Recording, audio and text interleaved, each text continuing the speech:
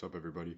It's Julian from The Draft Lives here, and today I'm going to be breaking down Quinn Ewers' film from the Week 16 matchup against the Bengals. So this was his first start for the Dolphins, and heading into this, we're going to keep a few things in mind, namely the fact that he only had 2 days of practice and 2 days of walkthrough as the starter with the team. And now some people might be like, oh, well, what difference does that make? His practice days, he probably threw a combined 60 passes in pads at full speed to his starters. And then the other 2 days of walkthrough, he was going through a game plan and opening script, 2 minute drill, red zone. He didn't really have much experience in practice as a starting player. I will say, I will preface this, yes, I'm a Dolphins fan. I root for every Dolphins starting QB, but it doesn't really make a difference. I want the starter to succeed, but if he's bad, like I think Tua should have been benched. This was the right decision. So we're gonna get into it. What it really comes down to is, I'll say in advance, he did play well.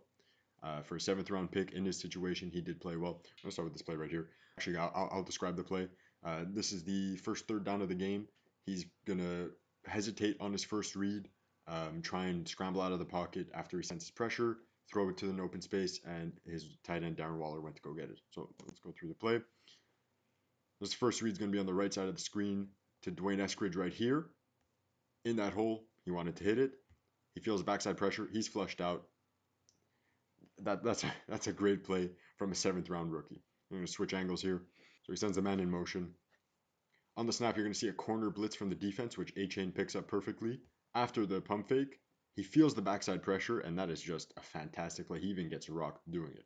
Now, the throw doesn't have the perfect accuracy. Waller has to adjust, but I mean, you're putting it where only your guy can go get it. There should be no complaints from anyone on that play right there. Now, just the very next play, nothing really to break down here. It's a reverse play called by McDaniel, but you got to respect the hustle. He goes for the block. That's great. Next play we're going to talk about here, simple completion for a first down. Nothing special at all, but I do want to say it's a good play fake. And what you really like to see is him step into the throw. I don't want to harp on Tua. I don't want to diss Tua, but this is something the Dolphins were missing. It's a basic function of an NFL QB, but for someone like Ewers who had bad mechanics coming into the league, this is a good throw. Man, he zips the ball in there. He has great arm talent, but his mechanics they've been off. I had a fourth round grade on him coming out of Texas, mainly because of his pocket presence and his mechanics. Next play I want to talk about, another great play by Quinn Ewers. Honestly, a great play call and concept from Mike McDaniel. So you can see the team's going to run a little bit of a switch dagger concept or sail concept to the left side. You're going to have a man in motion, one of the tight ends, and the two route runners are going to be Greg Dulcich, the tight end, and Jalen Waddle. As you'll see, that's a far throw from the right hash, close to the middle of between the sideline and the numbers. Waddle fumbles the ball. That's irrelevant. We'll watch it from this angle. So again, man in motion. Dulcich is going to go on the route. Good play fake. He's going to step into the throw and place it again where only his receiver can get it. Now directly play after. Ewers was kind of on a heater this drive. Had some momentum going. So see, Theo Weiss comes in motion, goes back. The whole point of the play is to have the defenders follow with the flow, and it works. The corner and the linebackers feel that there's going to be either a pitch play to A-Chain or a swing pass out to Weiss. So see the movement from Knight opens up the hole. Beautiful play design by McDaniel. I'll give him his flowers there, and then great throw, great read from Quinn Ewers. Now, there was his fair share of bad this game. I'll start with this play. So this is after the fumble on the previous drive from Greg Dulcich. On this play, you're going to have a simple stick concept. He throws this way too early into triple coverage to Darren Waller. You either got to manipulate the defenders with your eyes or throw it to the flats. And this was just, the man in motion doesn't really move, and everyone's covered. But if you're going to throw it, you throw it to the flat towards the sideline where no one can get it. It's a bad throw.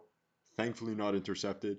I understand as a rookie QB, you want to throw it to your big target, but this is an ill-advised throw. Darren Waller's not open. Head's not even turned around in triple coverage. Bad throw. Now, this next play is the interception that he throws, but this is not a bad play at all. I'll rewind it. So it looks like the snap comes a bit quickly. He wasn't expecting it. He was still making adjustments at the line. He's throwing a dagger route here. It's a little dagger concept. It's a good throw. It's on time. It's in the receiver's chest. Theo Weiss, unfortunately, just does not go grab it. We'll look at it from the other angle. Now, like I said, here we go. This is going to be an early snap. He's still looking at the defense. He's still trying to see what's happening. Gets his full drop in, throws it on the money. But what a play from the defender. I can't even blame Theo Weiss. Obviously, you want to catch it with your hands, not your body, but you don't feel the defender bearing down on you. You don't know, it's not man coverage. It's just good zone, it's match, and what a drive from the defender. I believe that's Josh Newton. But if we're going to focus on Ewers, good throw, good concept. You have the route clearing everything out here. Technically, you could throw that, try and get it over everyone's head, over the safety's head. But the timing route that you would throw with Tua, and that was probably installed in the offense to throw the dagger. It's a good throw. Unfortunately intercepted, but we're talking about Ewers here. I don't care about the stat line.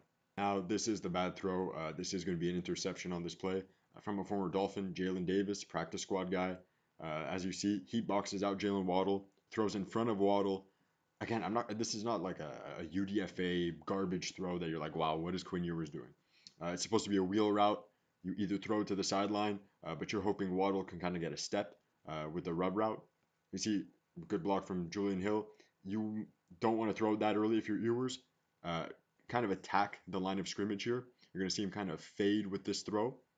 So he's going to roll out, and instead of throwing, instead of moving his body upwards, he's throwing it as he's leaning back.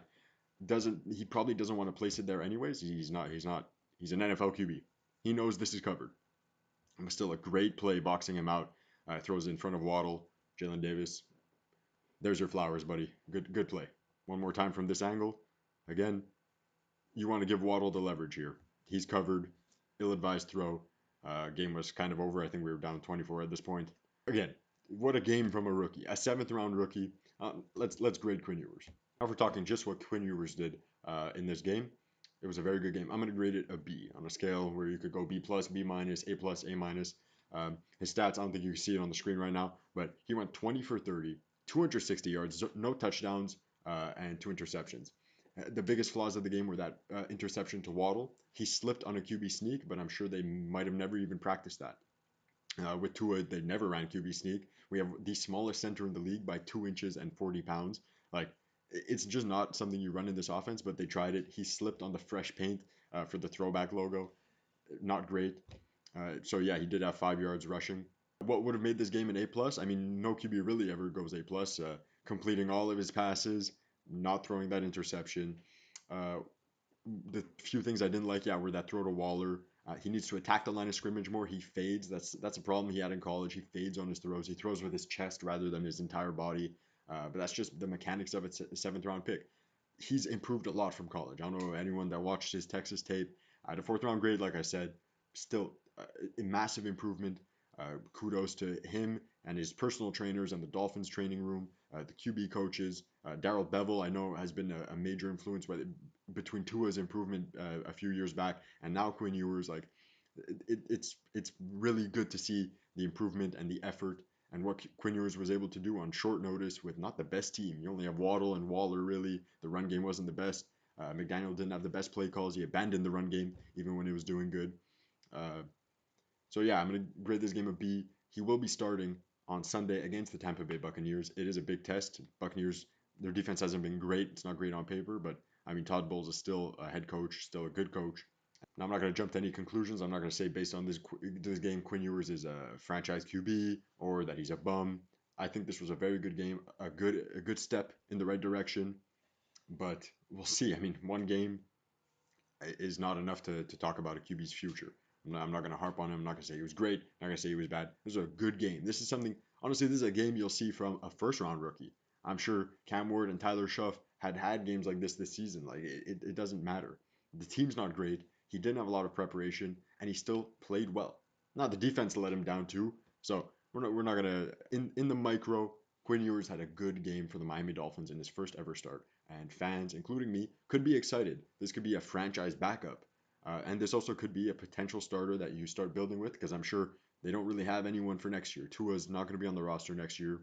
QB class is top heavy with Mendoza and Moore. I don't think they'll be able to get any of those. And the free agent class is Daniel Jones and Malik Willis.